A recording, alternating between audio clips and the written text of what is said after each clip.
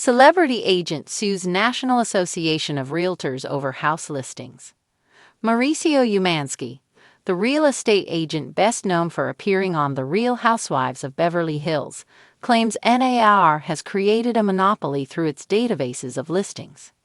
The National Association of Realtors, which came to a landmark $418 million settlement last year over claims of a conspiracy to fix commissions, is facing another antitrust lawsuit, this time over who can control access to real estate listings.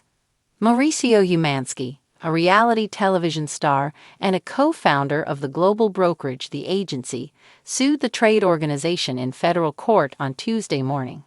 Recognizable to fans of Buying Beverly Hills, Dancing with the Stars, and The Real Housewives of Beverly Hills, Mr. Umansky has been at loggerheads with NAR since 2020, when he first went to court, claiming that its policies for real estate listings were anti-competitive and had damaged a private database of off-market listings that he had created in Los Angeles. The named plaintiff in the lawsuit is Pocket Listing Service, the company that Mr. Umansky founded. The suit was paused last year when NAR was dealing with its commission settlement. That pause on litigation expired at 12 a.m. Tuesday morning. Mr. Umansky had refiled his suit by 12:30 a.m. The revival of Mr. Umansky's claim is the latest in a flurry of litigation in the real estate industry, as agents and brokerages tussle over how and where homes for sale can be listed in the digital marketplace. Last week, Compass, which sells more homes than any of its competitors in the United States, sued Zillow, the country's largest real estate site, which blocks any home that is not listed on its site within 24 hours from appearing there forever. Compass claims the Zillow ban breaks antitrust laws.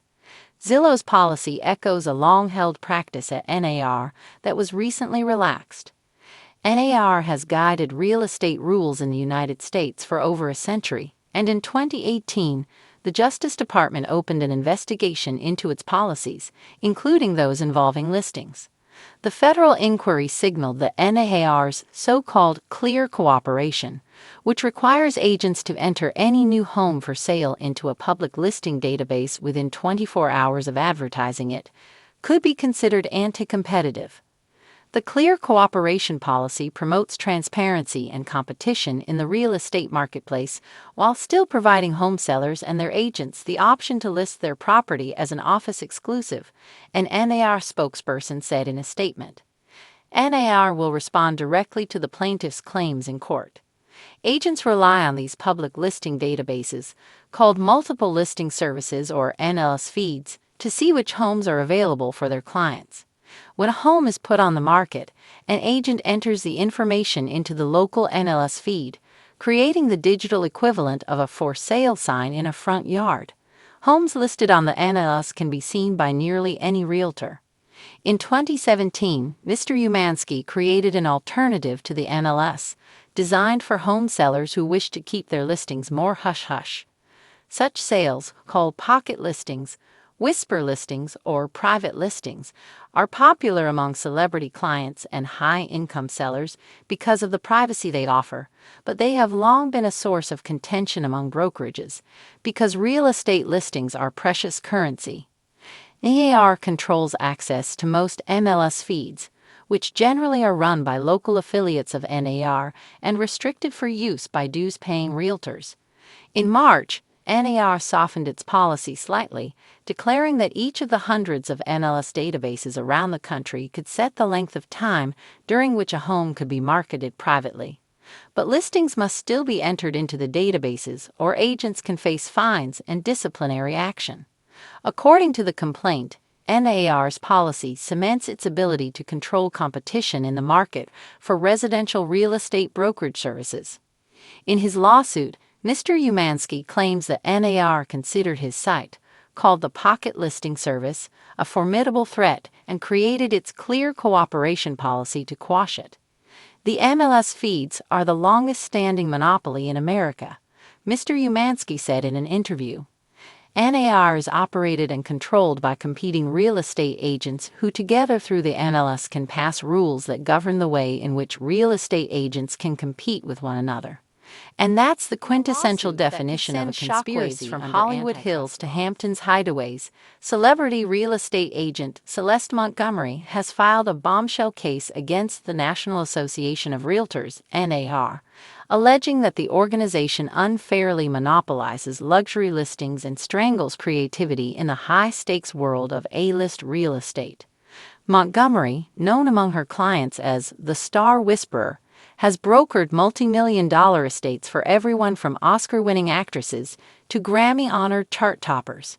With her signature stilettos, sharp bob, and sharper negotiating skills, Celeste is not just a realtor, she's a power broker in Louboutin heels, and she's had enough of the rules. The crux of her lawsuit. Celeste claims that the NAR's rigid and outdated listing regulations have cost her clients privacy, property value, and even personal safety. She's accusing the association of operating an antiquated digital monopoly through its MLS, multiple listing service, forcing agents to disclose too much too soon and punishing those who dare to think outside the box. It's 2025, Montgomery declared outside the LA County Courthouse, flanked by her legal team, a PR squad, and her French bulldog Valentino. You can't sell a Bel Air estate like a 3-bed in Boise. We're talking about homes that have helipads, panic rooms, and private vineyards. These aren't houses. They're fortresses, temples, lifestyles. And the NAR wants to slap a barcode on them and toss them into a generic database. Her fiery press conference marked the beginning of what industry insiders are calling the real estate trial of the decade. Glamorous clients, glaring concerns.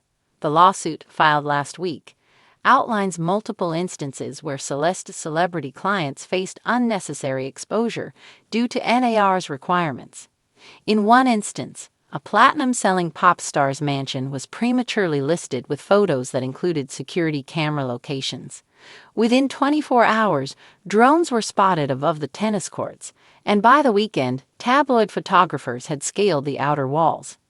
"They're treating us like we're flipping condos in Des Moines," Celeste said. "But in my world, discretion is everything.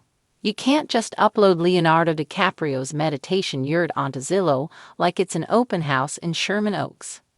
Montgomery's 82-page complaint also claims that NAR's mandatory listing policy penalizes agents who choose to use exclusive networks, word-of-mouth deals, or private digital showrooms to sell properties. Her high-end clientele, she argues, prefer hushed negotiations in spa rooms over open houses with gawking tourists, sipping catered rosé. The real estate empire strikes back. Unsurprisingly, the NAR has fired back, issuing a statement that calls Celeste's claims unfounded, theatrical, and damaging to the integrity of the profession. The organization insists that the MLS exists to protect transparency and fair market competition, especially in an era rife with speculative pricing and algorithmic manipulation.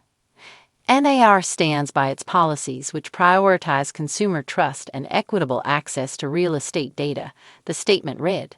While we acknowledge the unique needs of celebrity clientele, we must balance those needs with the greater good of public transparency. Behind the scenes, however, whispers of dissent ripple through the real estate grapevine. Several agents, off the record, have admitted that the MLS feels like a relic in a tech-forward industry that thrives on innovation and exclusivity. Many are watching Celeste's case closely, wondering if it might crack open a door long sealed shut. Power players take sides. Celeste's fight isn't just making headlines in Architectural Digest and The Hollywood Reporter. It's igniting an identity crisis within the luxury property world. Real estate heavyweights, tech startups, and even a few streaming platforms, already circling for documentary rights, are eyeing the courtroom drama with bated breath. One bold supporter, Bravo-celebrity-turned-developer Madison Street James, posted a glowing Instagram reel of himself outside court in a Free the Listings hoodie. "Celeste is not just fighting for her business," he told fans. "She's fighting for our future." Meanwhile, PropTech unicorn Casa Crypt, known for blockchain-enabled, invitation-only listings, has thrown its weight behind Celeste. "We believe in decentralizing luxury real estate," said CEO Rhea Alston. Gatekeeping data doesn't protect privacy, it erodes innovation. The human side of the showdown. Amid the flashbulbs and media frenzy, Celeste has remained rooted in her mission, often reminding the public that behind every Beverly Hills compound is a person, a family, and a story.